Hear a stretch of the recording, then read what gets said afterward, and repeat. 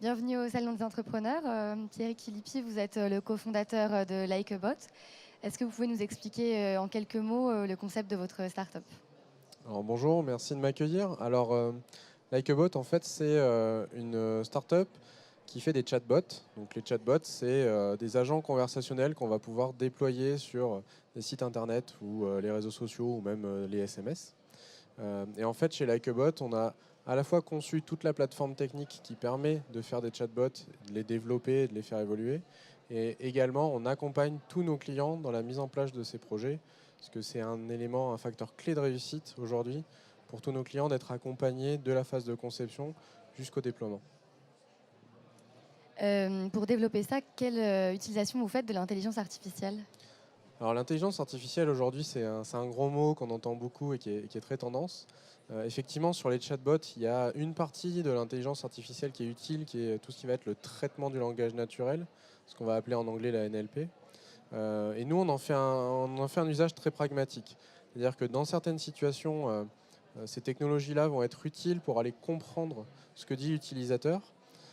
Par contre, ce qu'il faut vraiment avoir en tête, c'est que pour avoir un algorithme d'intelligence artificielle qui fonctionne bien, il faut beaucoup de données pour l'entraîner.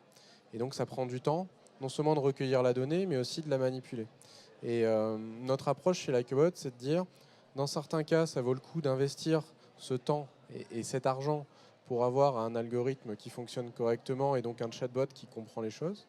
Mais dans certains cas, une approche plus classique, sémantique ou même par mots-clés, va fonctionner aussi bien, voire même mieux, et fournir des résultats à moindre coût pour le client.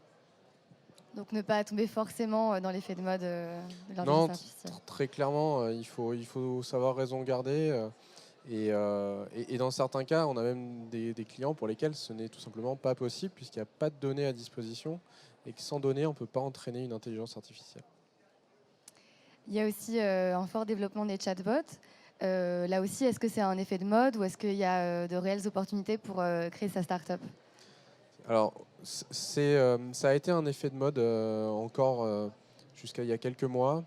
Un sujet qui a été vraiment mis au devant de la scène par plusieurs startups qui se sont créées dans le domaine. Aujourd'hui, c'est en train de se consolider et on a face à nous des clients qui ont compris que c'était plus qu'une tendance, que c'était une évolution dans la relation client et qui donc ont une approche beaucoup plus pragmatique eux aussi et héroïste de ce chatbot. Ils en font un canal parmi tous les autres qu'ils peuvent avoir de la relation client. Et derrière, ce qu'ils attendent, c'est au moins des indicateurs qui leur permettent de mesurer si ce canal-là est plus ou moins performant par rapport aux autres canaux, quoi. Merci beaucoup d'avoir répondu à ces questions. Et vous avez aussi créé donc le chatbot du Salon des entrepreneurs cette année. Tout à fait. Merci.